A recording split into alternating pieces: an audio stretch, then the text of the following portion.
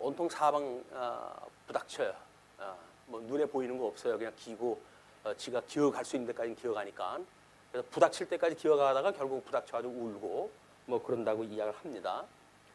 그게 우리 인생인 것 같아. 우리도 신앙생활, 우리 인생의 본질이 뭔지를 모르게 되면 눈에 보이는 걸 향해 가지고 그냥 전력 질주 다 해서 갈 뿐이에요. 가다가 벽이 부닥쳐가지고 부닥치게 되면 아프다고 울고 때로는 떼를 쓰기도 하고 이렇게 하는 것이 어린아이들의 모습이 아니라 우리들의 신앙 모습이 아닌가 이런 생각이 듭니다. 뭐 기도하실 때마다 우리는 생사 화복을 주관하시는 하나님 아버지라고 우리가 고백을 하면서 기도를 하다 하고 그래요. 오늘 집사님도 이렇게 생사 화복을 주관하시는 하나님 앞에 기도를 하다 했는데 생사라고 하는 거는 우리 존재의 문제 아닙니까? 존재의 문제예요. 그럼 이 화복이라고 하는 거는 우리가 추구하게 되는 가치의 문제거든요. 그러니까 우리가 화와 복이 뭔지를 모르게 되면 우리들의 가치는 아무런 의미가 없는 가치예요. 우리가 쏟고 있는 그 가치를 추구하고 살아가게 되어지는 이 복인 줄 알고 추구를 하다 했는데 결국은 화를 따라가게 되어지는 그런 가치를 우리가 이제 추구하게 되어지고 그것 때문에 좌절하고 그것 때문에 실망하기도 하고 그것 때문에 아프다고 우리가 아우성을 쳐요. 아프다고. 나 아프다고. 예. 근데 과연 아픈 맛이 뭔지를 몰라서 그렇죠. 진짜 아픈 맛이 뭘까요? 지금 로마 제국의 이 치정하에 있었던 요한계시록의 독자들은 이루 말할 수 없는 화 가운데 있는 사람들입니다. 우리들은 그 사람들의 어려움 이런 거는 저 요한계시록을 공부하면서도 별로 관심이 없어요. 그리고 우리 눈에 보이는 지금 우리들이 살아가고 있는 이 세상에서 나한테 주시는 복이 뭘까라고 하는 걸 추구하고 살기 때문에 공부는 요한계시록을 통해서 공부를 갖다 하고 있고 삶은 여전히 21세기 오늘날 우리가 하루 세 끼 먹고 살아가는 것이 우리 인생의 전부라고 판단을 갖다 하고 살아가는 거예요. 그렇기 때문에 우리는 성경을 배우는 일과 성경을 배워가지고 익히는 일이 이원화가 되어져 있어가지고 이게 하나로 엮이질 않아요. 그렇게 배우는데도 불구하고 배우는 거는 우리가 뭐 이성적으로 공부를 하다 하는 거니까 뭐 내름대로 해가지고 성경의 원리를 잘 파악이 되어지고 뭐 그러기도 하죠. 또 성경에서 이야기하는 뭐 하나님의 존재 문제를 뭐 이야기하기도 하고 하나님의 속성이 어떠하다 뭐 이런 것도 이야기를 하게 되어지고 그렇게 되어지는데 실질적으로 우리들이 살아가는 삶에 있어서 이 화와 복에 대한 문제는 별로 성경이 말하는 바하고는 상관이 없어요. 내가 원하는 걸 추구하는 것이 그 복이라고 느껴지기 때문에 그렇습니다. 그런데 우리 성경을 통해서 보게 되면 하나님의 섭리는 전부 이 섭리예요. 이 섭리. 그래가지고 하나님의 우리 섭리 사역이라고 이제 이야기를 갖다 하는데 이 섭리 사역 이것이 이 화와 복을 갖다가 이 섭리해 가시는 일이거든요. 우리 존재 문제 이야기하는 건 우리 아담 창조했던 그런 그 이야기이기 때문에 이거는 우리의 창조 사역을 통해 가지고 아담을 지으셨던 일이거든요.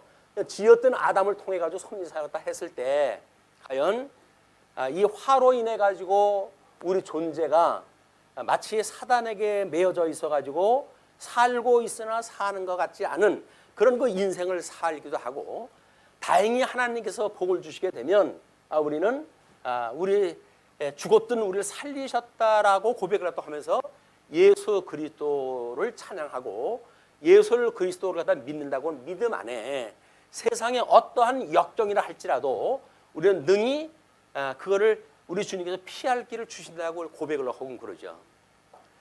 그게 신앙생활이에요. 그런데 뭐 우리 주님하고는 상관이 없잖아요. 우리 신앙생활 할 때 주님하고는 상관이 없어요. 그냥 내 눈에 보이는 사람들이 마음에 드느냐 안 드느냐의 문제지 눈에 보이지 않는 주님이야 뭐 나를 사랑하시는 분이니까 이러거나 저러거나 나를 사랑하신다고는 대전제를 갖다 하잖아요. 그래서 우리가 부모님한테 전화도 안 드리는 겁니다. 왜? 내가 부모님 사랑하는 거 부모님 아시지? 이렇게 해가지고 전제를 갖다 하니까 그래요. 부모님이 어떤 환경에 어떤 어려움을 겪고 있는지 성인이 되어서 자기 가정을 꾸리고 있는 사람들은 별로 관심이 없어요. 왜? 아니, 내 삶이 지금 코가 석자인데 뭐 한층 건너 나를 낳아주신 부모님에 대해서 그래 애정을 가지고 관심을 갖고 끝없이 우리가 어찌할 거라고 하는 걸 생각하면서 살까? 마찬가지로 눈에 보이지 아니하는 하나님을 경외하는 것이 인생의 본분이라고 우리 뭐 대소요리 문답을 갖다 이야기할 때 끊임없이 우리가 확인했던 내용입니다. 인생의 제일 되는 목적이 무엇이뇨? 근본되는 목적이 무엇이뇨? 이것이 우리 하나님 아버지를 경외하고 그분 오직 그분만으로 즐거워하는 겁니다. 그 이야기 아니에요? 그러니까 살아계시는 하나님 믿지 않은데 경외할 하나님이 어디 있어요? 대상도 없지. 우리 뭐 이제 뭐 연세가 높으셔가지고 돌아가시게 되면 자식들이 마음이 편해. 왜? 아니 뭐 우리가 공개하고 관심 가질 뿐 없잖아요. 공개하는데 뭐 살아갈 적에도 그렇게 애를 쓰지는 않지만 다른 사람들이 보기에 민망스러우니까 안 할 수도 없고 나는 사람 보기 때문에 그걸 하긴 해야 되겠고 힘은 미치지 못하고 그렇기 때문에 우리가 힘든 거예요. 그래가지고 때로는 부모님들한테 화도 내고 역정도 내고 그러죠. 아유, 왜 이렇게 나를 갖다 힘들게 하시냐고. 힘들게 하시냐고. 나이를 먹어가면 다 힘들게 하게끔 되어져 있어요. 나이를 먹고는 움직이는 게 다 부담이 돼버린 거예요. 움직이는 게. 아침에 여기 걸어올 때도 조금 이렇게 언덕이 되어진 것이 과거와는 달리 발바닥에 감지가 되어져요. 발끝에 자꾸 부닥쳐요. 거기에 발이 힘이 없으면 이제 그다음에 넘어지기 시작을 하는 거거든요. 그걸 넘어지기 시작하게 되면 그다음에 이제 병원 출입을 다 해야 돼요. 그러면 가족들은 왜 쓸데없이 나가가지고 다치냐고 이렇게 하지. 그분이 지금 어떠한 지경에 되어져 있는지는 별로 관심이 없어요. 내 말 안 들어가지고 그렇지. 그렇죠. 어렸을 때에는 부모님 말 잘 들어가지고 그렇게 잘 자랐나요? 안 그렇잖아요. 예. 여전히 어렸을 적에는 부모님 말 안 들어가지고 자기가 그 지경을 해왔는데도 불구하고 우리는 성장이 되어지게 되면 내가 부양을 갖다 해야 되니까 우리 부모님들한테 제발 좀 가만히 있으라고. 송장입니까? 가만히 있게? 근데 우리 이 일이 벌어지니까 할 수만 있으면 가만히 있으라는 거예요. 그게 감옥이에요. 그게 감옥. 뭐 할 바도 모르고 할 거에 대한 거 준비도 안 돼 있고 그럼 어떻게 그 기나긴 세월을 갖다 살아갑니까? 이 저주의 세상은 100세까지 살아간다고 그러는데 있는 사람들이야 뭐 돈 가지고 여행도 다니고 뭐 할 거 많아서 좋다고 그럽디다마는 대부분의 사람들은 호구지책에 걱정이에요. 이게 사람들의 걱정입니다. 자, 우리는 뭐를 추구하면 살아야 될까요? 이게 성경은 과연 이 화와 복에 대해서 뭘 말씀하다 하실까? 왜냐면 우리가 지금 화가 있으리로다 이렇게 이야기를 하잖아요. 그럼 화라고 하는 것이 뭔지 본질을 알아야 그거에 대한 위기를 갖게 되어지고 경계심을 갖게 되어지고 그 화복을 주관하시는 하나님 앞에 우리가 시선이 돌아갈 거 아닙니까? 이것이 우리한테 별로 그렇게 큰 관심사가 아니게 되면 그걸 주관하시는 하나님에 대해서 별로 관심이 없어요. 그분을 우리가 관심을 가지려고 한다면 이 지금도 살아계신 하나님, 뭐 처음이요 마지막이 되신 하나님, 지금도 살아계셔서 온 우주만을 통치하신다고 하시는 하나님, 그 하나님이 과연 믿어지는가? 믿어진다고 한다면 화와 복이 무엇인지를 하나님이 섭리하시는 두 가지 축인데 이걸 놓치고 우리가 예수를 믿는다고 그래요? 예수 믿는 거 전부 가짜예요. 가짜. 화복을 모르면서 예수 믿는다는 건 가짜입니다. 그래서 이스라엘 백성들한테 하나님이 이 섭리사를 갖다 했을 때 아브라함한테 이 언약을 갖다 하시고는 이들을 애굽으로 불러서 넣으시잖아요. 400년 동안이나 종노릇하던 이 사람들을 하나님께서 출애굽을 갖다 이제 진행을 갖다 하셔요. 그 출애굽을 갖다 해가지고 제일 첫 번째 하는 것이 뭐냐면 우리 이 성막 규례를 갖다 세우시는 일이에요. 뭐가 제일 급한 거예요, 하나님께서는? 이게 제일 급한 거예요, 하나님께서는. 왜? 화와 복을 가르는 일이니까. 하나님과 원수가 되어져 가지고 우리가 지금 죄 가운데 있는 거 아닙니까? 그럼 하나님과 우리가 교통을 하려면 우리는 이걸 통해 가지고 사죄를 받아야 되고 이 사죄를 통해 가지고 지금도 살아계신 하나님을 만나고 교제가 이루어져야 되는 거거든요. 근데 이것이 없으면 교제가 나눌 수가 없어요. 그러니까 이스라엘 백성들을 시내 산으로 끌어들여 가지고 성막 규례를 갖다 보여주고 각양 이 규례를 갖다 보여주는 겁니다. 그걸 우리는 가장 잘 정리되어진 것이 십계명이라고 이렇게 이야기를 하죠. 그래서 끝까지 서신서 마지막에 갈 때까지도 내가 너희에게 말하노니 사랑을 하라 라고 하는 것이 율법의 대강령이라고 그랬거든요. 이거에 대한 큰 강령, 이것이 큰 강령이 뭐냐면 십계명이에요. 그래서 하나는 대심계명이고 하나는 대인계명으로 하나님께서 십계명을 나눠가지고 이제 이 돌판에다 새겨가지고 그냥 그거를 글로 쓰게 되면 그 없어질지도 모르잖아요. 불이 나도 없어지지 않게끔 어떻게 하신다고요? 돌에다 새겨요. 돌에다 새겨요. 돌에다 그걸 새겨가지고 십계명을 모세에게 주셔요. 그 대신계명이 위로 첫 번째부터 셋째 계명이 삼위일체 하나님에 대한 이제 어떻게 그분을 섬길 것인가에 대한 이야기가 소개가 되어져요. 그런데 원수가 되어졌기 때문에 이걸 섬길 수가 없어요, 이분을. 그렇기 때문에 하나님께서는 넷째 계명을 통해 가지고 안식일을 거룩히 해라 이렇게 이야기를 합니다. 안식일이 뭡니까? 하나님의 안식을 우리가 이해하는 거고 그걸 사모하는 일이거든요. 그것이 뭐예요? 성막 규례를 통해 가지고 우리가 안식을 누리게 되어지는 거예요. 성막 규례가 없이 안식을 못 누립니다. 안식을 누리라는 이야기는 뭐예요? 하나님이 주셨던 이 모든 규례, 이 규례에 대한 거를 너희들이 온전히 지켜라 그 이야기예요.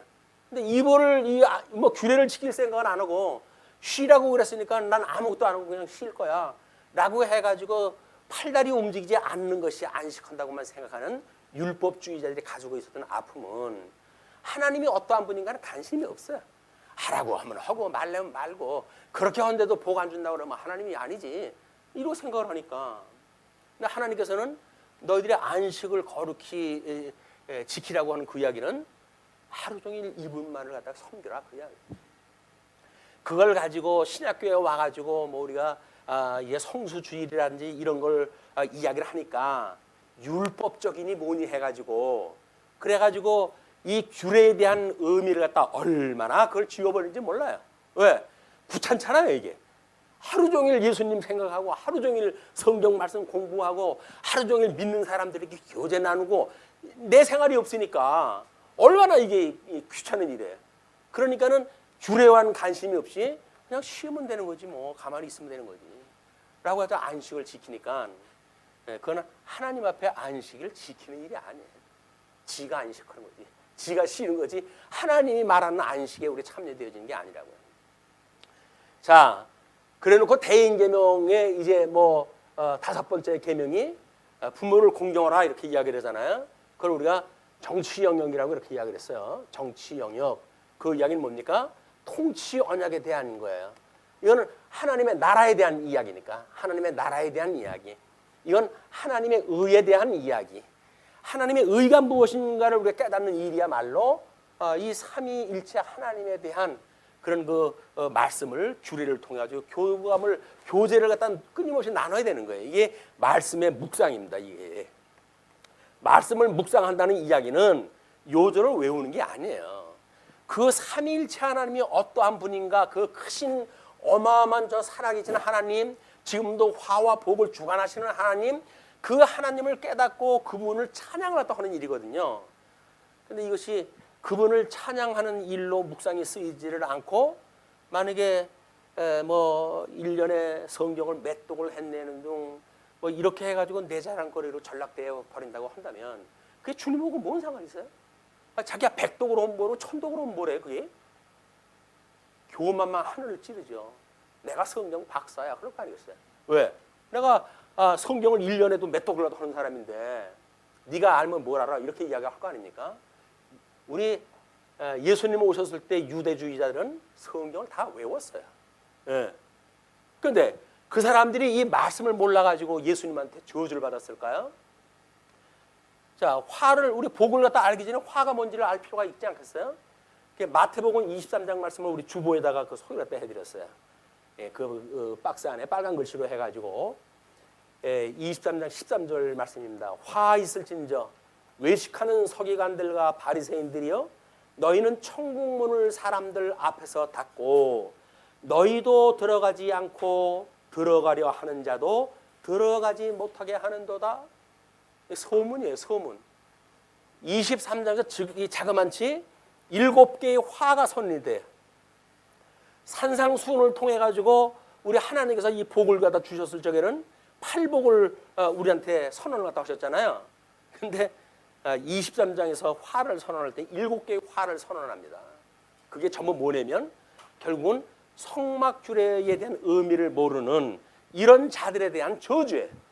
이걸 통해 가지고 우리는 하나님 앞에 나아갈 수가 있는데 이 자들은 이 화를 통해 가지고 자기들만 하나님 나라 가지 않는 것이 아니라 일반 사람들도 자기네들이 그들을 전도하려고 해도 온 천하를 다니다가 그래가지고 이제 그 복음을 듣고 뭐 하나님을 얘기를 듣고 그런 그분을 섬겨야 되겠구나라고 하는 사람들을 하나님 나라 들어가게 못하게 하는 일들이 전부 쟁이들이 하는 일이에요.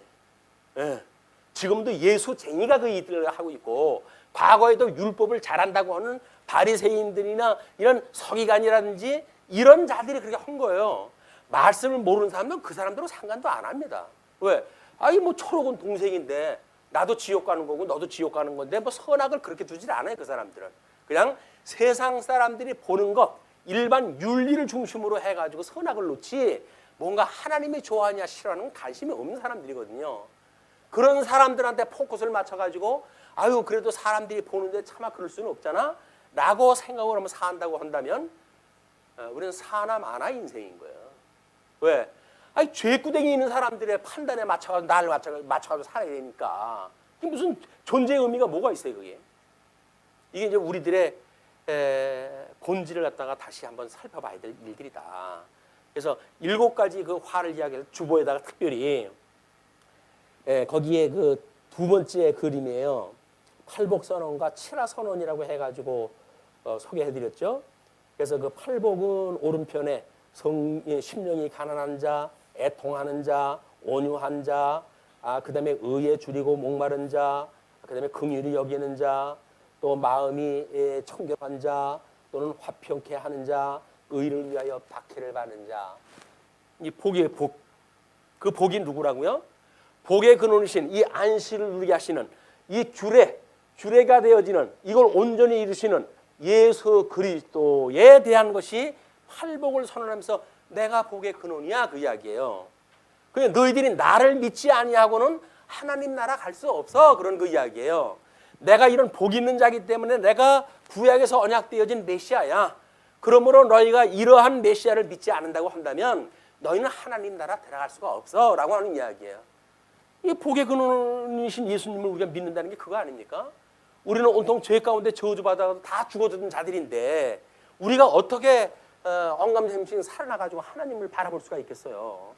우리 예수 그리스도 복의 근원 되신 예수 그리스도가 우리의 모든 저주를 대신 지시고 십자가에 못 박아 죽으심으로 해서 우리의 죄를 용서해 주셨단 말이에요.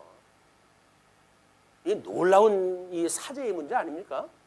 예수를 믿고 우리가 모든 저주로부터 용서함을 받았다고 하는 그런 이 크기가 얼마나 크기로 비교가 될까요? 우리 인생 100번을 갖다 지나가도 못할 거예요. 크기가. 우리 별로 크게 느껴지진 않잖아요. 그냥 겨우 우리 삶에 대한 걸 가지고 유익이 있냐 없냐라고 하는 걸 판가름을 가지고 하니 참 인생의 조치가 이 존재 자체가 너무 가치가 떨어뜨리는 거예요. 자기의 가치 문제를 아주 별 볼 일 없는 거에다 맞춰가지고 우리가 인생을 산다는 이야기는 인생을 허비하는 겁니다. 정말 우리가 그것이 가치로운 일이라고 한다면 이 복의 근원 되신 예수 그리스도 한 몸을 이루어가지고 이분을 경외하는 인생의 본분을 다 할 수 있다고 한다면 우리는 그게 내 존재 이유예요. 예수를 믿고 우리가 예수 그리스도 모든 저주의 사함을 받고 예수 그리스도로 인하여서 새 생명을 얻게 되어졌다. 그의 새 생명. 이 새 생명을 얻었다는 게 뭡니까? 저 존재에 대한 인정인 거예요. 주님 죽었던 내가 살아났네요. 그 이야기 아닙니까? 죽었던 사람이 살아나는데 죽기 전이나 죽고 나는 그거랑 똑같아요. 어떻게? 그럼 우리는 죽고 나가지고 저는 새로운 피조물이에요. 새로 태어났어요. 라고 하는 것이 아니에요. 여전히 뭐라고요? 여전히 혈연, 여전히 인연, 여전히 지연, 여전히 학연, 이런 인간 세계에서 가지고 있는 인연의 끈앞을 가지고 살아가게 되어지니까, 그러니까 우리는 신령한 세계의 그림자도 못 볼봤어. 신령한 세계가 뭔지 그 형태도 우리가 몰라. 그리고 예수를 믿는다고 그러니까 예수가 뭔지 감이 오나요? 그냥 우리는 형식적으로 그냥 예수를 믿는 거예요. 뭐 교육시켜주니까 교육시킨 대로 하고, 뭐 이런 세례 받을 때 세리문답하고, 그럼 세례 받았다고 하니까 그럼 내가 이제 성도로구나. 믿는 성도니까 그럼 교회 생활은 이렇게 하는 겁니다. 이제 이 하나님 나라의 이제 이 삶을 살아갈 거 아닙니까? 이 하나님 나라 삶을 살아가는데 이 다섯째 계명에 일단 정치 영역으로부터 문제가 발생되어지는 거예요. 세상에서는 똑같은 정치 원리가 하나님 나라에서 이것이 통용되려고 하니까 이게 되겠어요? 안 되는 거예요. 그거는 안 돼요. 오죽하면 자유의지가 없다고 하는 얘기를 왜 했겠습니까? 기고만장하게 이런 걸 자꾸 왜곡을 시키니까 아주 그걸 싹을 잘라버리기 위해서 자유의지가 없다고 이야기를 하는 거거든요. 근데 자유의지가 있어도 우리가 할 수가 없어요. 스스로 인간이 이게 해가는 게 아니에요. 온전케 하시는 예수 그리스도의 일을 다 하기 때문에 복의 근원이신 이분을 믿는 것이 우리 이 일을 다 하는 거다. 그래서 이 다섯째 계명이 그렇게 하고, 여섯 번째 일곱 번 이것까지 살인하지 마라. 그다음에 간음하지 마라. 이게 전부 그 이야기예요. 이거 우리가 경제 영역이라고 이야기해요. 경제 영역. 이걸 우리가 우리 땅 언약에 대한 뭐 이런 걸로 해가지고 이제 이 언약에 대한 거는 이야기도 하고, 이것이 우리 그 창세기 1장 28절에 언급되어져 있는 양대 언약의 내용이니까 이거를 언약의 개념으로 해가지고 우리 이해를 다 하는 겁니다. 그런데 세상에는 말이에요, 경제하고 정치가 따로 돌아가진 않아요. 지금 이 국회에서 하는 꼴 보십시오. 전부 당리당락에 의해 가지고 경제가 어떻게 되는 거 그 사람은 관심 없어요. 다음번에 자기가 또 국회의원 돼가지고 그리고 갑질을 하면 살아갈 수가 있느냐 없느냐, 그 사람들은 관심 있는 사람들이지, 그 사람들이 뭐가 그렇게 애가 끓는다고 해서 백성에 배부르게 해주기 위해 가지고 그렇게 노심초사하고 그러겠어요. 한 놈도 그런 놈 없어요. 백성들을 위해 가지고 정치하는 사람 한 사람도 없어요. 전부 지 배때 배를 위해서 살아가는 거예요. 배를 위해서 살아가는 거예요. 그 다음에 이게 8계명서부터 10계명까지 이게 전부 경제 영역, 이 살인하지 마라, 자손 언약에 대한 거예요. 자손 언약. 이게 사회 영역. 그 다음에 여기에 도둑질을 하지 마라. 뭐 이제 거짓되이 증거하지 마라. 뭐 이런 그 이야기가 8계명에서 10계명까지예요. 이게 경제 영역이에요. 경제 영역. 이게 땅 언약이에요. 이거는 자손 언약, 사회 영역이고. 그러니까 10계명 하나님 나라라고 한다면 이미 하나님께서 창세기 1장 28절에 주었을 때에 나라에 대한 하나님이 원하시는 그런 아름다운 세계가 있는 거예요. 근데 아담이 이거를, 이 좋은 거를, 그게 뭐 대수냐? 선악을 알게 하는 가일남 하는 딸 먹는 이거에다가 자기 인생을 걸어가지고 결국은 사망의 종이 된 겁니다. 사망의 종이 되어집니다. 우리는 우리들의 저 조상이 해왔던 그런 우가 뭔지를 알잖아요.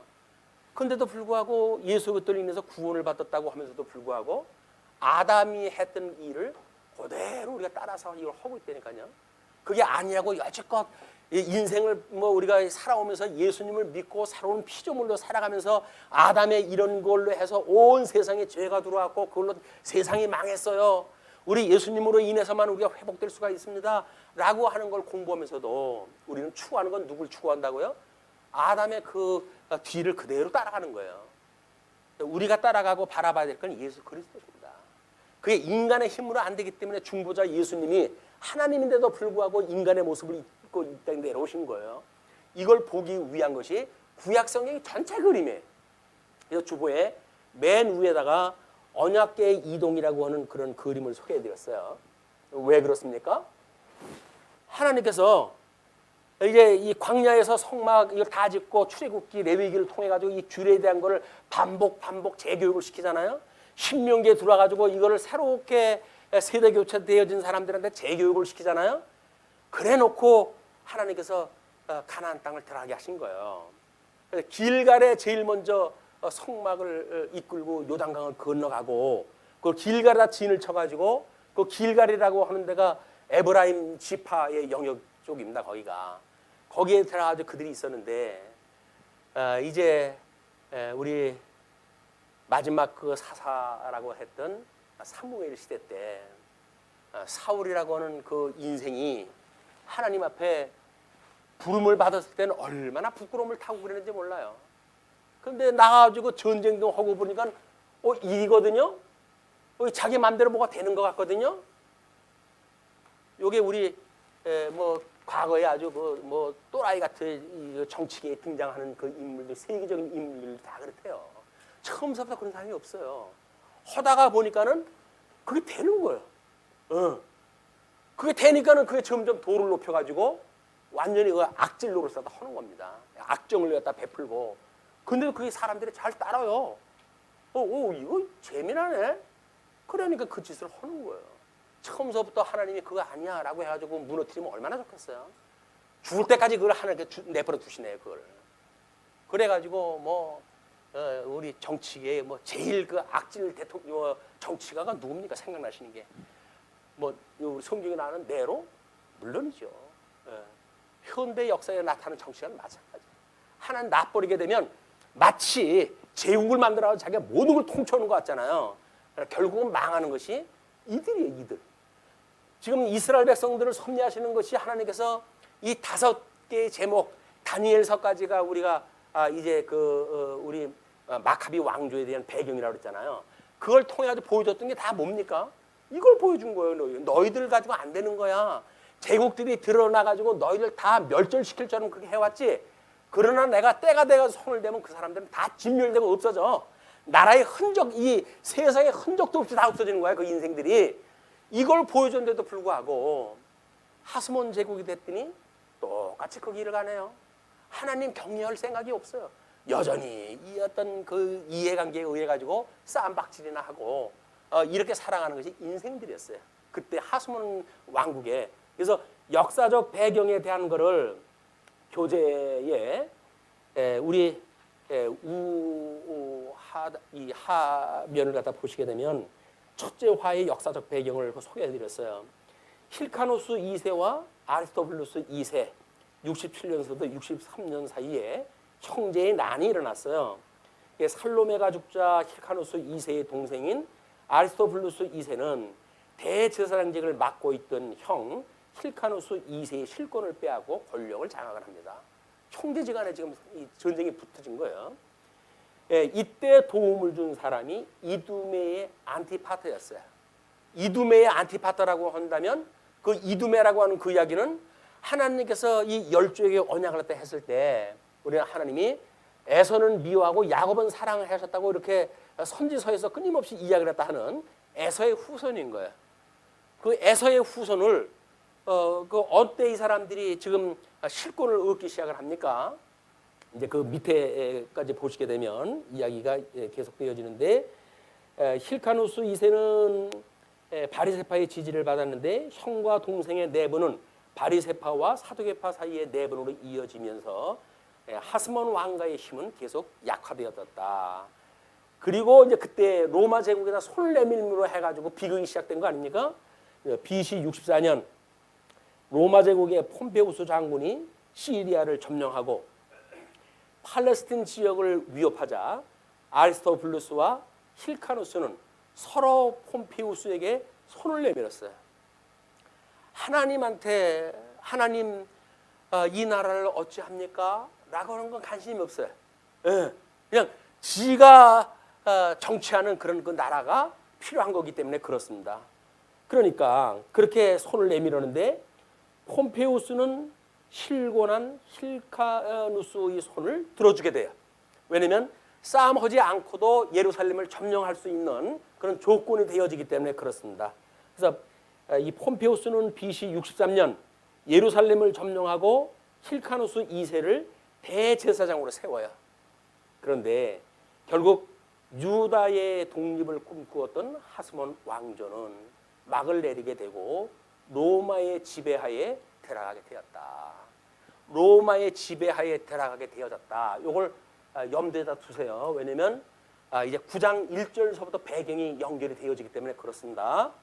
한편 이때에 이두메 지역의 이 안티파터가 로마 편에 서서 도움을 주었는데 율리우스 카이사르는 이두메인인 안티파터를 이 유대를 다스리는 행정관으로 임명이 되어져요. 그 행정관으로 임명이 되어지기 때문에 그 안티파터의 영향력이 미치는 이런 그 일들이 자그만치 63년에서 지금 로마 제국이 침략을 했다 하는데 10년 지나서부터 그 다음에 예수님 오시고 요한계시록 끝날 때까지 결국은 그 이두메 출신의 가문이 이스라엘을 완전히 장악하게 되어지는 겁니다. 전부 거짓 왕이라고 그랬어요. 헤롯 유다 지파가 아닌 사람들이 왕이 될 수 없는 거거든요. 그런데 헤롯계의 그런 계통을 통해 가지고 정치적인 농락에 의해 가지고 결국은 왕을 세우고 그리고 이제 유대라고 하는 나라가 형식적으로 존재가 되어지니까 그 노래는 그 나라는 그냥 형식적인 존재일 뿐이에요. 이런 것이 지금 우리 주보에 소개졌던 그런 그 배경이기도 합니다. 그래서 그 예루살렘 성전 변천사도 어제 소개를 했다 해드렸어요.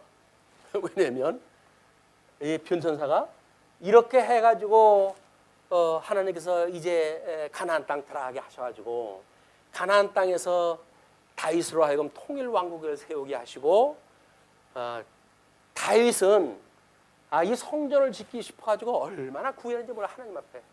근데 하나님께서 넌 안 돼. 너는 손의 전쟁을 위해서 피를 많이 흘렸기 때문에 너는 안 되고 내가 네 아들에게 성전을 짓게 해가지고 내가 너와 같은 왕으로 세울 거야 라고 이야기해가지고 다윗의 아들인 솔로몬에 의해 성전이 되어지는 거예요. 지어지는 거예요. 성전이 지어지다 얼마 안 있어가지고 솔로몬은 죽고 르호보암과 여로보암에 의해 가지고 남북이 갈려져 버리잖아요. 북쪽이 국호까지 끌고 가요. 국호까지. 열지파가 나라 전체가 한 거예요. 남쪽 유다는 뭐만 남았다고요? 유다 지파 한 지파가 남았어요. 그리고 뭐가 남았어요? 그래도 하나님께서 이걸 남겨놨기 때문에 10지파 수루해가지고는 대세를 이루고 있는 북쪽 이스라엘에 대한 하나님의 관심이 있는 게 아니라 여전히 남쪽 유다의 유다 지파를 통해 가지고 다윗의 위를 이어져가는 이런 왕위를 통해 가지고 이루어가는 남쪽 유다를 하나님의 나라로 인정해 주신 거예요. 왜? 이들만의 성전 제사를 통해 가지고 하나님과 이 사귐이 가능하기 때문에 그런 겁니다. 아니 세상 이치로 보게 되면 10지파인데 대세인데 그쪽에 손들어 줘야 되는 게 맞는 거 아닙니까? 안 그런 거예요. 하나님의 일은 수에 있는 게 아니에요. 그런데 우리는 세상에 살아가는 전부 수에 익숙해져 있으니까 나이가 몇이냐? 28 청춘입니다. 그러면 아이고 좋은 때네 그러잖아요. 나이가 얼마나 드셨습니까? 아유 저 이제 70이 넘었습니다. 아유 가실 날 멀지 않네요. 별일 없네요 이제. 그 얘기예요. 구성원들 이제 당신 할 역할이 없어지네요. 그 이야기예요. 남아있는 사람은 누구? 28 청춘 꼭 같은 청춘들만 이제 앞으로 뭐 아주 양양한 그 앞길이 지금 남아져 있는 세대들 아닙니까? 거기에만 관심이 있는 거예요. 이게 눈에 보이는데 빠져버리는 거예요. 그러니까 백발이 아무리 존귀하다고 이야기를 했다 하고 성경에서 백발 앞에 너희들이 공경을 갖다 해야 된다 이렇게 이야기도 한데도 불구하고 백발을 누가 존귀 여깁니까? 지금 세상에. 어떻게 하면 뭐 빨리 우리 영향에서 벗어나게 하실까라고 하는데 우리 관심이 있지 백발에 관심 있는 사람들이 없어요. 근데 백발이라고 하는 건 뭡니까? 이게 하나님이 자손 언약을 이뤄가는 진리의 계승의 맥이에요. 이게. 그때는 이 어떤 그 자자손손에 통해 가지고 복음이 증거되어져야 되니까 진리가 전승되고 보수되어지는 거 아닙니까? 주님의 몸된 교회 하는 사명이 뭘까요? 이거 하나님의 나라가 우리 이 땅에서 누리는 것이 주님의 몸된 교회 생활인데 교회의 기능적인 사역이 뭐죠? 진리 전승하고 진리 보수하는 거예요. 여기서 뭐 손잡고 사랑해요 무슨 뭐 어쩌고 저쩌요라고 하는 것이 필요한 데가 아니라니까요. 진리를 우리가 지키고 진리를 보수하는 데 우리가 포커스가 맞춰져야 되는 거예요. 내가 뭘 배우고 있지? 이거 배우는 걸 어떻게 우리 다른 사람들한테 알려주지? 그게 전동거거든요. 근데 뭐 나 하나 빌려 알았으면 됐지. 무슨 내가 교회에 관심 있다고 뭐 전도를 갖다 하고 그러냐. 우리 권사님 저거 책 사온 지가 몇 달째가 돼요. 뭐 저야 한 달마다 와가지고 옆에다 계속 놓지만은 10,000원이면 저기 보내줘요. 저기 20권씩 10,000원이면 보내줘가지고 전도용으로 쓰라고. 예, 그뭐 뭐래? 내가 질 다 하는데 그 뭐 내가 귀찮게 전도 필요 없는 거예요. 교회에 뭐를 잊어버리고 있다고요? 사명을 잊어버리고 있는 거예요. 그리고 뭐만 봐요? 눈에 보이는 것만 보는 거예요. 눈에 보이는 거. 신령한 세계는 안 보이니까 눈에 보이는 세계만 보고 우리 살아가니까 힘든 거예요. 교회 생활이. 교회 생활이 재미가 없어. 예. 툭 하면 상처 있고 툭 치면 뭐 아프다고 고함치고 뭐 이래가지고 세상에서 살기 힘든데 교회 와서라도 좀 마음 편했으면 좋겠는데 교회 우리가 더해. 힘든 게 아휴 이 꼴 저 꼴 안 보고 조용히 초에 묻혀 사는 게 낫겠다. 초에 묻히고 가는 건 중들이 가는 거야. 중들이. 아픔을 통해 가지고 우리가 하나님 배우는 거예요. 아픔을 통해서 예수 그리스도의 고통을 우리가 감지하다 하는 거예요. 주님이 나를 위해서 어떻게 돌아가셨는지를 깨닫는 것, 아픔을 통하지 않고 배운다고요? 이론으로 그게 배워진다고요? 공감이 없어요. 그래가지고 별로 상대방이 아프다고 해도 아픔이 뭔지를 몰라요. 왜? 공감이 안 되는데 어떻게 아픔을 알아요, 우리가? 상대방을 우리가 안다는 이야기는 공감을 갖다 해야 되거든요. 아프겠다. 우리는 자녀들이 어디 기어다니다가 부닥치게 되면 제일 먼저 엄마가 뛰어가가지고 잡아주는 거 아니에요? 그리고 거기다가 뭐 효과도 없지만 체면 치료를 갖다 시작을 하죠. 호호 불어가면서 안 아파 안 아파 나는 거야. 됐어 괜찮아 울지 마. 아이들한테 보이는 그런 그 정성이 왜 교회 성도들하고는 도대체 그런 교통이 없게 될까요? 이게 우리들의 한계인 거예요. 이걸 우리가 아파할 수 있는 예수 그리스도의 십자가의 죽으심에 대한 걸 우리가 감지할 수 있는 이거를 하나님께서 또 와서 돌아가실 수는 없잖아요. 그러니까 주님께서 우리들의 당신을 믿는다고 하는 종도를 보내준 거예요. 그러니까 우리 성도는 누구라고요? 예수님께 보내준 선지자라니까요. 작은 예수님들이 다. 그분들이 아픈 거는 곧 예수님이 내가 이렇게 아픈 거야 라고 하는 걸 알려주는 거거든요. 근데 그 예수님으로 보여요? 왼수로 보이는데? 그 예수님이 아니지. 왼수지. 그 왼수끼리 어떻게 사랑을 합니까? 원수로 사랑을 또 하면서 사랑하고 대인 계명을 주셨는데 안 되잖아요. 끊임없이 예수님을 바라봐야 되는데 예수님도 보이지는 않고 더듬더듬 해도 예수님이 안 보이네. 이게 우리 안타까운 거예요.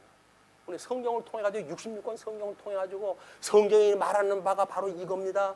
이 십자가의 도입니다. 이 십자가에 의해서 우리가 새 생명을 얻었습니다. 하나님 나라의 백성으로 살아가게 되어지는 겁니다. 그게 아무리 선포가 되어진다고 하더라도 기막에 갖다 했는가 안 돼. 주님의 몸된 교회가 어떻게 살아가야 되는지 지금 로마 제국의 이 학정은 점점 깊어지고 성도들은 야 주님 오신다 그러더니 오시지도 않고 무슨 재림은 재림이냐 끝나는가 보다. 짐승표를 받아야 뭐 매매도 할 수가 있을 거 아니에요. 그 사람들하고 뭔가 세상 사람들하고 교통이 돼야 뭔가 입에 푹치려고 살 거 아닙니까? 그렇게 살아가다 사람들이 자꾸 떨어져 버리는 거야. 자꾸 떨어져 버려. 그러니까 하나님께서 요한을 불러가지고 요한아 내가 지금 너희한테 고통을 주는 것이 너희들 고통 느끼는 걸 내가 보기 좋아서 그러는 거 아니야. 내가 너희들을 처절하게 사랑하기 때문에 내가 사랑하는 예수 그리스도의 아픔을 너희들한테 그걸 깨닫게 하는 거야. 그러니까 너희들이 그걸 믿음을 가지고 이 시대를 제대로 이 역사를 이해를 하지 않으면 너희 환경을 제대로 이해하지 않으면 너희들은 다 시험에 들어가 넘어져. 그러니까 내가 지금 이 가르쳐주는 예수 그리스도의 계시라라고 보내줬잖아. 그거를 네가 써가지고 내가 사랑한다고 하는 너의 교인들한테 이 말씀을 전해가지고 주님이 고통을 주는데도 불구하고 그게 우리 하나님께 주신 권세로 말미암은 거라고요. 그렇기 때문에 우리들한테 주어지는 게 한계가 있다고요. 그래서 이기는 자를 골라내기 위해서 이 옥석을 가리기 위해서 주님께서 이렇게 하시는 거라고요. 우리를 시험을 갖다 주시는데 이거에 결코에 빠지지 않게 시험에 들게 하지 않는 자들을 위해서 주시는 거라고요. 이걸 믿게 하기 위해서 이 기록을 하게 하신 거예요. 그러니까 요한계시록을 우리가 공부하면서 나는 주님께서 이렇게 이마에다 인을 쳐가지고 너는 내 거야 라고 도장을 찍어 놓으시고 우리가 어떤 시험에 들더라도 주님께서 나를 건져주신다는 이야기로구나 라고 하는 걸 깨닫고 거기서 용기를 얻고 소망을 갖고 믿음의 생활을 허란다는 이야기란 말이에요, 이게. 근데 이것이 아무런 영향력이 없다는 이야기는 말씀에 운동력이 없는 거예요. 뭘로만 들었기 때문에 그럴까요? 생명력으로 듣는 게 아니니까. 그냥 어떤 논리적인 이해로만 이야기를 하게 되면 이런 시험에 드는데 얼마나 그게 힘든지 몰라요. 시험에 들어가지고 힘들다고요? 하나님 앞에 우리가 아우성을 쳐야 될 거 아니에요. 하나님 나 시험에 들게 하지 말아주세요. 우리 주님께서 가르쳐준 기도입니다. 나 이 시험에 들면 안 돼요 주님 라고 아우성 쳐가지고 기도를 갖다 해야 될 거 아니에요. 우리 주기도를 강조하면서 이걸 얼마나 강조했던 내용입니까? 시험에 들게 하지 마시옵고 시험에 들게 하지 마시옵고 시험에 들게 하지 마시옵고 툭 하면 넘어져. 그래가지고 시험에 우리 다 시험에 안 드는 사람들이니까 내가 보기엔 시험에 들었는데 시험 다 안 들었대. 아유 저 멀쩡해요. 목사님 아무 생각 염려하지 마시고 저 멀쩡합니다. 저 신앙적으로 아주 굳건하게 서 있습니다. 그런데 시험에 끊임없이 우리가 들어가요. 시험에 들어. 그래서 그 아픔을 감당할 수가 없어요. 괴로워요. 주님께서 그 크신 위로를 주는데도 불구하고 위로가 이 시험을 가리질 않네요. 우리 여기서 그 7인을 갖다 소개할 때 마지막 사람들을 권세 잡은 자들한테 닥칠 화를 갖다 이야기하니까 뭐라고 이야기를 합니까? 제발 바위 밑으로 내가 들어가가지고 하나님의 이 진노로부터 벗어났으면 좋겠습니다. 이야기하잖아요. 죽음으로부터 놓였으면 좋겠습니다. 근데 우리는 이 시험에 들지 않게 하는 것이 그냥 형식적인 이야기가 아닙니다. 주님 앞에 기도하는 이 기도가 끊임없이 이걸 기도를 해야 돼요. 우리가 시험에 들게 하지 말아달라고. 이게 아니게 되면 힘든 거죠. 물론 하나님의 은혜로 붙들어 주셔야 되는 일이죠. 사랑하던 사람들이 등에다 칼을 꽂고 죽일 놈 살릴 놈 해가면서 목사도 아니야 저주의 말을 갖다 듣고 이 세상을 살아가는 사람이 오죽 하겠습니까만은 그래도 이 주님께서 주시는 위로가 그런 욕으로 안 들려요. 예. 얼마나 시기가 나면 그럴까? 얼마나 그것이 안타까우면 그럴까? 예. 그 사람들이 오히려 긍휼하게 보이지 나 욕한다고 해서 섭섭한 거? 섭섭하지 않아요. 다 인생이 다 그런 건데 눈이라도 빼어줄 것 같다 하루아침에 돌아서는 것이 인생 아닙니까 이게. 그렇기 때문에 어떤 육적인 관계로 해가지고 위로받는 건 아무런 의미가 없어요. 우리 주님께 주시는 위로로 굳게 서 있을 때 우리는 이 진리를 갖다 전승하고 보수해야 되는 사명을 감당할 수가 있다. 이거가 이제 오늘 얘기가 길지 않습니다. 9장 1절에서부터 12절까지만 이야기를 하기 때문에 그래서 지금 이런 그 상황을 지금 소개를 해드리는 거예요. 이런 배경을 가지고 화를 소개할 때 8개의 화도 우리가 이제 봐야 되겠죠. 그것이 13절에 이야기했던 외식하는 서기관들과 바리새인들한테 준 이야기거든요. 천국문을 닫는 것. 이것이 이 주례에 대한 모든 것들을 방해하는 율법주의자들이 일인 거예요. 그것이 7개나 됩니다. 7개. 거기에 외식하는 11조의 문제도 나오는 거예요. 여기에. 이런 논리 속에서 이 11조를 따지 않고 교회 돈 내라고 하는 데다 그걸 끌어다 쓰니까 이것이 어려움이 있는 거지만 11조 문제가 뭡니까? 예수 그리스도가 10의 하나가 되어졌다는 거 아니겠어요? 내 대신 하나님 앞에 바침바 되어졌다는 거 아닙니까? 이 나를 위해서 이분이 11조가 되어졌으니까 우리는 바치지 않았는데도 불구하고 그 열의 아홉에 속해가지고 우리가 구원을 받고 있다는 거거든요.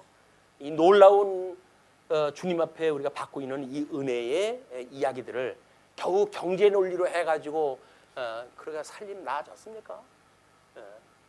한국교회 11조 끌어들여가지고 결국은 많은 길로 가잖아요. 많은 길로. 그 주체 못할 돈 가지고 모르겠어요. 이 사람들. 그러니까 온 한국 전역을 다니면서 부동산 사들여가지고 또 교회는 세금도 안 받겠다. 이래가지고 하니까는 몇 푼 받지 않는 사람들도 세금을 갖다 내야 되는 이런 지역까지 온 거예요. 참 제살배 먹고 사는 것이 이 인생이라고 하지만 결국은 믿는다 하는 사람들에 의해서 정말 믿을 사람들을 앞길을 막는 일들, 이때의 일만 이게 제한된 일일까요? 지금도 똑같은 거예요. 지금도 똑같아. 하나님 나라 가는 걸 다 막고 있는 게 누구예요? 다 그런 사람들, 돈 많고 교회 크고 뭐 이렇게 가지고 한 사람들, 사회에 어떤 덕이 되지는 않고 암덩어리가 돼가지고 온 세상 사람들이 교회를 걱정하고 참 웃기는 일 아닙니까? 지네들이 뭘 한다고 또 교회 걱정을 해? 예, 어둠에 있는 사람들이 빛이 안 된다고 이 사람들이. 코미디가 지금 벌어지고 있어요. 자, 그런 가운데 9장으로 넘어갑니다. 9장 1절에 보시게 되면 다섯째 천사가 나팔을 불매 내가 보니 하늘에서 땅에 떨어진 비올 하나가 있는데 그가 무저갱의 열쇠를 받았더라. 그거는 우리 소개해드렸던 그 내용의 전부 그 성경적인 의미라든지 역사적 의미를 소개했다 해드렸어요. 잠깐 보시면 될 것 같습니다. 그래서 별 하나가 떨어졌다라고 이야기했을 때 떨어졌다고 하는 표현이 천사가 떨어졌다라고 하는 건 말이 맞지 않은 것 같고 사단이 떨어졌다라고 하는 건 말이 되는 것 같아요. 그래서 이걸 사단으로 이해를 하는 사람들인데 무저갱 열쇠를 사단한테 주지는 않습니다. 하나님께서. 하나님 천사한테 주지. 근데 문학적 표현이 별이 떨어졌다고 그러는데 별을 그게 천사라고 해가지고 별이 내려오셨습니다. 이렇게 존칭을 하면 그 이야기가 될까요? 문학적 표현을 갖다 이해를 못하니까 떨어졌다라고 하는 그것에만 포커스가 맞춰져가지고 사단으로 이해하는데 그렇지 않다. 저는 하나님께서 천사를 보내가지고 때가 되면 이 무저갱의 열쇠를 줘가지고 열게 한 거예요. 그 무저갱 열고 나온 게 뭐예요? 이게 황충이 나오는 거예요. 황충. 우리 잠언서에서의 뭐 이런 말하는 이제 벌러지들, 뭐 메뚜기 떼니 뭐 이런 거는 임금이 없다라고 소개가 되어져 있거든요. 근데 요한계시록에서는 이게 임금이 있다고 이야기하는 걸로 보아서는 여기서 나오는 황충은 잠언서나 구약에서 이야기하고 있는 그런 벌레, 단순한 벌레가 아닌 것이 분명하죠. 이 이야기는 황충은 결국은 하나님께서 문학적인 표현을 통해 가지고 그동안 활동을 못하게 했던 자들을 드러나게 하신 일을 소개하는 거예요. 그것이 지금 거기에 소개되어진 것이 그렇습니다. 이 황충의 출현 배경은 다음과 같다 이렇게 이야기했죠. 그래서 넷째 줄 그 후반주에 파란 글씨로 써놓은 데가 있어요. 힐카노스 2세가 대제사장직을 유지했지만 로마의 신뢰를 받는 헤롯 안티파스가 유대 속주의 행정관으로 임명됐다. 이로써 요한 힐카노스에 의해 강제 개정당한 이두메 지역은 유대 땅을 다스리는 이방인 출신의 지도자를 탄생시켰다. 팔레스틴 헤롯 대왕이다. 그 이야기예요. 근데 그 근접 지역을 55년서부터 93년까지 53년서부터 93년까지 그 이야기는 뭡니까? 93년까지 그 이야기는 뭐예요? 63년에 지금 폼페우스에 의해서 성전이 훼손이 되어졌잖아요. 근데 그 이후에 등장되어진 것이 이두메 족속들이 등장했다 해가지고 이두메가 그동안은 우리 마카비 왕조에서는 이들이 자기네 나라에 쫓겨가지고 있을 때 그걸 끌어다가 종교를 전부 유대교로 전향을 시키고 그래가지고 유대교인으로 칩을 갖다 해준 거 아닙니까? 근데 그런 자들이 끝내 이 뭐 굴러온 돌이 박힌 돌을 갖다가 빼낸다나요? 이 자들에 의해 가지고 이스라엘 모든 유대주의자들이 고난을 당하기 시작을 하는 거예요. 그렇기 때문에 거기에 그 다스린 왕조의 거짓 왕조의 출현이었다. 그래서 헤롯 안티파스의 둘째 아들로서 34년간, 이건 주전 37년부터 4년까지인데 유대 땅을 철권 통치로 다스린 헤롯 대왕이다. 그래서 헤롯은 47년 갈릴리 총독으로 부임을 했다 했고 BC 40년에는 유대 왕으로 임명됐었어요. 그러나 37년에 예루살렘을 정복해가지고 유대 왕으로 군림하기 시작을 합니다. 왜냐하면 40년에 다음 시간에 이야기할 다음번에 우리 공부할 내용이 뭡니까? 12절서부터 13절에 등장되어지는 그 마병대의 숫자가 나오잖아요. 이런 그 역사적 배경에 의해서 출현하여야 될 그 사람들이 60년의 예루살렘 성전에 다시 한번 침입을 갖다 해 들어와요. 그래서 그거에 의해 가지고 네로가 다시 로마로 도망갔다가 로마의 왕으로부터 왕으로 완전히 명령을 받고 이제 옴으로 해가지고 이스라엘 통치가 본격적인 통치가 되어지는 겁니다. 그래서 이 이스라엘 왕이 유다 지파가 아닌 이두메 출신의 왕인 적그리스도의 통치 시대가 열린 것이다. 그런데 이제 상황이 9장 2절부터 그가 무저갱을 여니 큰 구멍에서 큰 화덕의 연기 같은 연기가 올라오매 해와 공기가 그 구멍의 연기로 말미암아 어두워지며 또 황충이 연기 가운데로부터 땅 위에 나오매 그들이 땅에 있는 정갈의 권세와 같은 권세를 받았더라. 나와가지고 권세를 받았어요. 이 황충이 이제 권세를 받았어요. 누구에게인가 권세를 받았는데 이 권세에 대한 것은 나중에 임금으로 해가지고 11절, 12절에 소개가 되어지니까 이 어떤 권세를 받았는지 뭐 왕권을 갖다 이제 인정받았다 그 이야기입니다. 결론적으로는. 그래서 그 상황이 소개가 되어지는 거예요. 그래서 역사적인 내용을 보시게 되면 파란 글씨로 폼페우스는 예루살렘 정복 이후 마카비 왕조의 알렉산더 얀네우스가 확장시킨 유대 땅을 세 번을 갖다 해요. 그래가지고는 유대인들이 많이 사는 지역인 유대, 그걸 이두메를 갖다 포함해가지고 베레아, 갈릴리 지역을 적대 관계에 있는 시리아와 데가볼리 지방으로 에워싸요. 그래놓고 그 지중해 해변에 위치한 그리스 도시를 해방시켜 유대인들의 해양 진출을 원천 봉쇄를 하다 합니다. 뿐만 아니라 유대 속주를 시리아 속주의 관할을 받는 하부 속주로 강등시키고 자신의 부장인 스카우루스를 초대 총독으로 임명하다 합니다. 그 로마는 1차 3두 정치 제국의 길에 한 발 다가가기 시작을 하고 이스라엘 백성들은 이제 그 자들의 농간에 의해 가지고 완전히 그들의 하수인이 돼버리는 이런 꼴로 전락이 되어지는 것이 그때 상황의 이 어떤 상황을 지금 소개했다 하는 거예요. 그것이 뭐냐면 거기에 황충이 가운데서 땅 위로 나오고 땅에 있는 정갈의 권세를 갖다 받았는데도 불구하고 그들에게 이르시되 땅에 풀이나 푸른 것이나 각종 수목은 해하지 말고 오직 이마에 하나님의 인침을 받지 아니한 사람들만 해하라 하시더라. 그래서 여기서 아직도 예수님은 누구만을 복을 갖다 하고 계시는 거예요? 시험에 들게 하지 않은 사람들은 하나님께서 이미 택함을 받은 자. 그래서 이건 우리 7장에서 뭐라고 소개가 되어져요? 우리 순교에 대한 그런 걸 감행해가지고 하나님 앞에 흰옷을 입고 나오는 무리들, 그걸로 소개가 되어진 사람이 시험에 빠진 사람들이.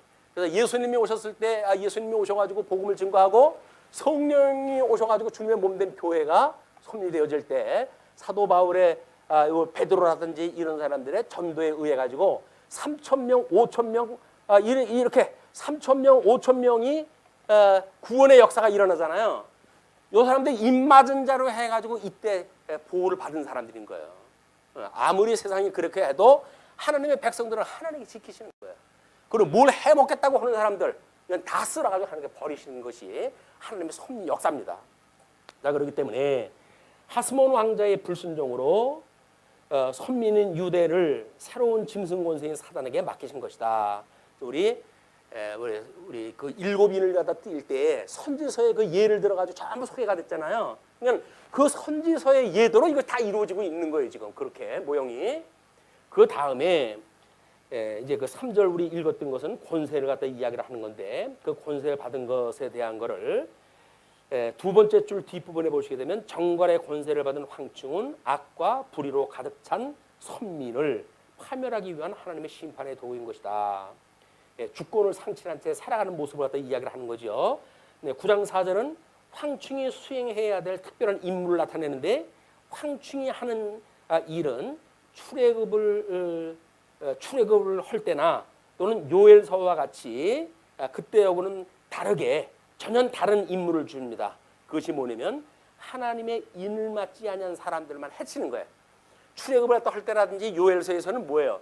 하나님의 택한 사람들을 보호하시는 그런 그 일을 하기 위해서 대적을 멸하는 걸 예를 들었는데 그 예를 통해 가지고 이들은 택함을 받지 못한 자들을 이제 시험에 던지도록 하는 그렇게 역할을 하다 준다는 거죠. 9장 5절입니다. 그러나 그들을 죽이지는 못하게 하시고 5달 동안 괴롭게만 하게 하시는데 그 괴롭게 함은 정갈이 사람을 쏠 때 괴롭게 한 것 같더라. 우리가 고통을 느끼게 되면 차라리 죽는 게 낫다고 그러잖아요. 혜진이 아빠가 이제 몽은 주사에서 이제 이렇게 깨어나가지고 근데 그 고통이 얼마나 고통스러운지 제발 죽고 싶다고 그래요. 제발 죽고 싶다고. 죽는 게 아픈 건 나은 거예요. 우리가 이 세상에 죽는 것이 겁난다고 그래요. 죽는 게 겁나는 거 아닙니다. 죽기 전에 고통 때문에 우리가 힘들어하는 거지. 죽는 거야 나도 모르는데 뭐 눈 감으면 가는 건데 그게 뭐 힘들겠어요. 근데 그 죽기까지의 고통이 이루 말 수가 없는 거예요. 그래서 우리가 죽는 것을 그냥 무서워하는 거거든요. 근데 이 사람들의 그 이해가 그렇게 소외가 되어져요. 그렇게 정갈이 사람을 쏠 때 같이 되어지는데 괴롭게만 하고 그리고 정갈이 사람을 쏠 때 같이 괴롭게 한 것 같다. 그날에는 사람들이 죽기를 구하여도 죽지 못하고 죽고 싶으나 죽음이 그들을 피하리로다. 그것이 황충이 활동하는 시기. 이걸 5개월이라고 이렇게 이야기를 하죠. 이 5개월은 뭡니까? 황충이 봄에 이제 새끼로부터 이제 성충이 되어져 가지고 그리고 다시 알 까고 죽을 때까지 이게 황충이 활동하는 시기를 갖다 이야기를 하는 거야. 그죠? 활동하는 시기까지를 그렇게 설명하다 한 거다. 자, 그러면서 이제 그런데 그러면 그 사람들의 그 모양이 어떠냐라고 하는 거를 7절서부터 이렇게 소개를 하죠. 10절까지 전쟁을 위하여 예비한 말들 같은 황충의 모습을 소개합니다. 그러면서 황충들의 모양은 전쟁을 위하여 준비한 말들 같고 그 머리에 금 같은 관 비슷한 것을 썼으며 그 얼굴은 사람의 얼굴 같고 이제 그런 그 이야기도 거기 소개를 갖다 해드렸어요. 황충의 그 모습에 대한 거를 뭐라고 그랬냐면 그 우리 환란 기간과 황충의 모습이라고 하는 그 내용 중에 네 번째 줄 보시면 황충의 모습은 요엘서를 차용했다. 요엘서 2장 4절 말씀을 인용하다 해가지고 로마 군대의 힘을 빌린 그들의 모습은 전쟁을 위하여 준비된 말들처럼 재앙을 시행하려는 황충들의 준비가 완벽하게 무장되었음을 시사한다. 금 같은 면류관, 이건 능력과 권세를 소유하고 이미 있고 그 얼굴은 사람의 얼굴 같고 이거는 황충이 선민의 자리에 있음을 이야기하는 거겠죠. 이게 이두메 사람인데도 불구하고 유대인들이 보기에는 유대인이라고 하는 이름으로 지금 이들이 활동을 하다 하니까 얼굴이 사람하고 똑같아요. 유대인들하고.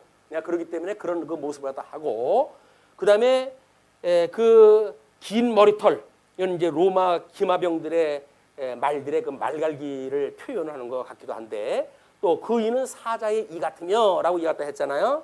요엘서에서에는 침략국의 모습을 수사자의 이와 암사자의 어금니를 가진 것으로 묘사가 되어지는데 이거를 차용해가지고 좀 설명하다 하는 겁니다. 대적자들의 모습이 어떠한지. 그러면서 또 철흉갑 같은 흉갑이 있고 여기에서 흉갑은 가슴을 보호하는 갑옷을 철로 만들어졌기 때문에 그걸 이제 표현하는 이 일이기도 하죠. 또 그 날개들의 소리는 병거와 많은 말들이 전장으로 달려 들어가는 소리 같으며 또 요엘서 2장 4절과 5절 말씀을 인용하다 한 거지만은 일단 뭐 전쟁에서 사용되는 말들이니까 그냥 로마 군인들의 그 말 모습이 어떨까? 요걸 보여주시게 되면 요 모습이 황충의 모습이 그냥 제대로 이해가 될 것 같아가지고 교재 뒷면에다가 로마 기마병을 그림을 소개해드렸어요.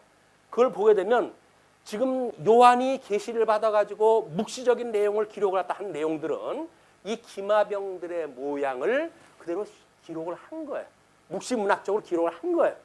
여기에다가 이상한 뭐 이야기하고 그럴 거 없습니다. 그냥 그 보여진 걸 그대로 기록을 했기 때문에 그렇습니다. 그렇게 하고 그 다음에 뭐 수많은 병거들의 소리 같고라고 하는 그 이야기는 수가 엄청나며 그 공격이 신속하고 강함을 시사한다. 그래서 헤롯은 주전 39년에 40년에 이제 그 파르티안인들에게 의해서 쫓겨났다가 39년 만에 다시 이제 그 로마군을 이끌고 들어와요.